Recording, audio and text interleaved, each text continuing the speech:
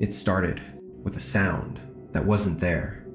Just silence, thick and unnatural, wrapping the woods behind Maple Trail like a curtain. That was the first time I saw him standing just past the tree line, half hidden in the dark. He didn't move, just stared. My name's Kara. I'd moved to Asheville a few months earlier, living with my aunt and helping at her antique shop. That night, my friends Daniel and Brielle stayed late to help unpack some old boxes from an abandoned estate. Around 9 p.m., we took the shortcut through the cemetery trail, even though Daniel hesitated. He said the place gave him a weird feeling. Halfway in, our phone flashlights caught something between the trees. A man tall, motionless. His skin was chalk white, almost glowing. His eyes were sunken, surrounded by dark, deep rings. His mouth hung open wide, too wide, revealing sharp, perfect teeth. His short, tangled orange hair stuck out like dried moss. He raised one hand, not waving, not reaching, just holding it in the air, stiff and wrong. No one spoke. Even the wind stopped. Then he vanished. We ran without a word. I didn't look back, but Brielle tripped. Daniel helped her up, and we kept going until we reached the road. We stood there, panting, and noticed gray dust clinging to our shoes. It smelled like something burned long ago. At home, I told my aunt. She didn't speak, just handed me an old photo from her shop's local history file. A man with that same face. No name, only a title. The Mumbler, carnival performer. Disappeared after a fire in 1912. Since that night, I hear whispers near my window. Daniel says he does too. Brielle stopped answering her phone. The trail is quiet now, but I keep finding ash on my porch. And always, at 3:17 a.m., one knock. He's not gone. He's just waiting. 3 days passed since that night on Maple Trail. Brielle never came back to school. Daniel texted once, just a short message. He's in my dreams. I hadn't slept well either. At 3:17 every morning, I'd hear a knock. Always once, always sharp. I never opened the window. My aunt watched me carefully now. She made tea with herbs that smelled bitter and unfamiliar. Said it helped with shadows. I didn't ask more. On the fourth night, the knocking came again. I stayed still, barely breathing. The sound didn't repeat, just once. But this time, I noticed something new. Footprints in the dust across my floor, leading away from the window toward the hallway. I followed them the next morning. They ended at a loose board under the rug in the old hallway. I lifted it. Beneath was an empty space. Inside, wrapped in a cloth, was a small brass box. No lock. Just a faint symbol carved on topaz circle with teeth inside, like a mouth. I brought it to my aunt. She froze when she saw it. This belonged to him, she said. The carnival man, the Mumbler, said he wasn't a man, not really. Something else wore his skin after the fire, something that hungered for voices. That's why he never spoke. He only listened, then took. I opened the box that night. Inside was ash, fine, black, still warm to the touch. A whisper followed, soft but clear. One word. Kara. The lights flickered. I slammed the box shut, but the whisper didn't stop. It followed me, like breath on my neck. Daniel showed up the next day, pale and thin, said he hadn't eaten. Said the man was in the corner of his room, every night, watching, never moving, just listening. We agreed to find Brielle. Her parents hadn't seen her since that night. Her car still sat in their driveway, door half open. Seat covered in dust. Inside, we found the same ash. In her seat, under her fingernails. The front door to the house was locked from inside. Now we're searching, but everywhere we go, he's ahead of us. One step, always watching, and always, at 3:17, one knock. Just one, then silence. Daniel and I drove north out of Salem, Oregon, past the farms and empty gas stations, until the road narrowed and disappeared into forest. Brielle's last ping came from a forgotten road called Shady Pines Drive. Locals said the area was cursed after a fire wiped out an old community center there decades ago. No one rebuilt, no one returned. The deeper we went, the quieter it got. Even birds stayed silent. Trees leaned in, close and heavy, their bark dark like ash. At the end of the drive, we saw it. A house. 3 stories tall, windows boarded, but still standing. Black streaks ran down the walls, like something inside had tried to melt through. We didn't speak, just walked. The front door was open an inch. It groaned when I pushed it. Inside, it smelled like dirt and wet stone. A hallway stretched forward, narrowing as we moved. Brielle's phone lay on the floor, face cracked, screen dim. The wallpaper peeled in long strips. Shapes moved at the edge of our vision, always gone when we turned. In the living room, the temperature dropped.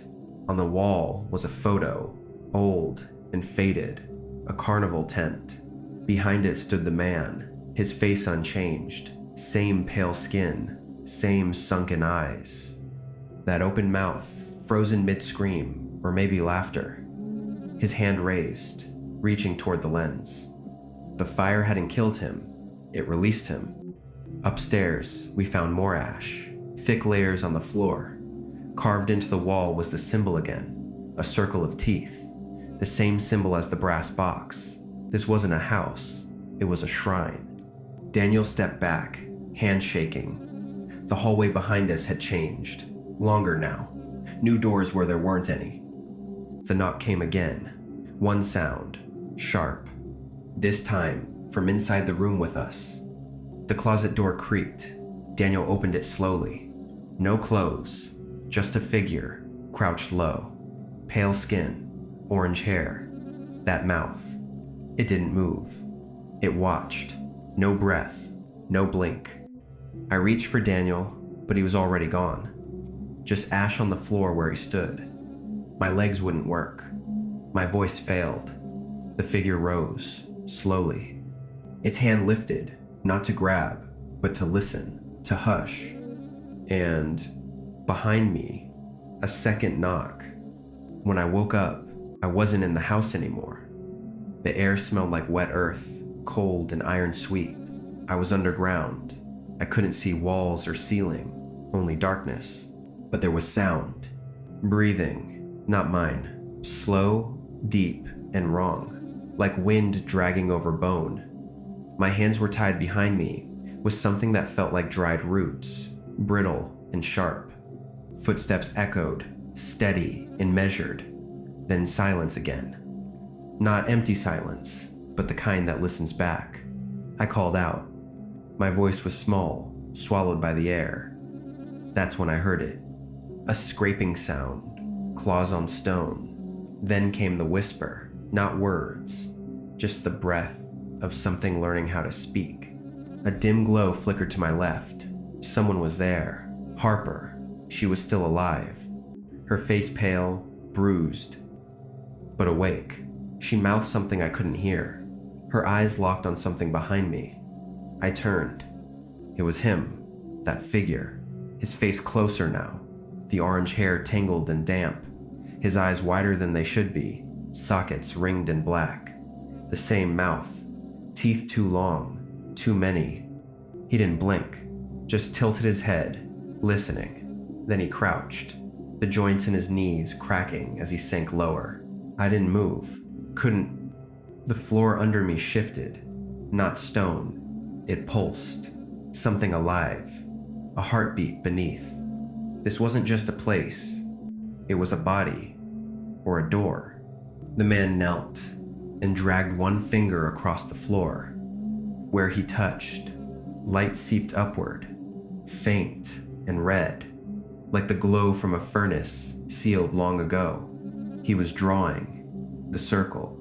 Again. Harper screamed, not in fear, in pain. Her skin began to split in fine lines, as if something beneath was trying to come through. I shouted her name, but my voice cracked. The light brightened. The circle burned. And then the whisper stopped. Everything froze. The man stood. He didn't look at us. He looked past us, toward the wall. It began to open. No hinges, just stone folding outward, like paper. Inside was dark, deeper than before. A new figure stood in that opening. Smaller, thin, a child. Eyes gone, mouth stitched, but its hand was raised. The same gesture. Hush. The ground opened beneath me. I fell, but not down, just away. Away from sound, from breath, from time. The last thing I saw was Harper reaching toward the child. Then, everything turned to dust. I woke up in a motel room near Crescent City, California. The curtains were drawn, though outside the sky was already gray with morning. My clothes were damp, coated with a fine layer of dust. I didn't remember getting here. No car, no keys, just me, and a single thing left on the nightstand, a piece of orange hair. It was curled like a dried leaf. I stared at it until my head throbbed. That face haunted the corners of my mind. That mouth, those eyes. I wasn't even sure anymore what was memory and what had been left in me. I touched my neck, bruised, the shape of fingers, but no pain, just cold. Later that day, I found Harper, not in person, on the news. A photo of her, missing. Disappeared 2 nights ago, search still ongoing. No suspects, no evidence, but I knew. She had walked into that doorway. The stitch-mouthed child had reached for her, and I had fallen into nothing, somehow crawled out. I tried calling Nora, one of the only people left who knew what we had seen back in Idaho.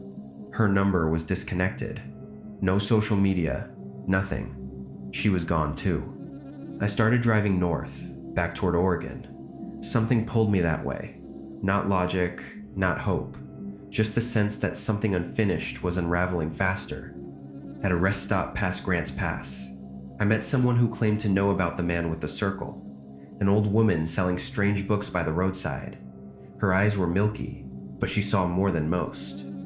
She said the figure with the orange hair had been seen before, by miners in the 1800s, by children who vanished in the 50s, always near Earth, always near silence. She showed me a page from one of her books, a sketch, crude but exact. That face, that gesture, the hand raised, palm forward, and behind him, the door, always a door.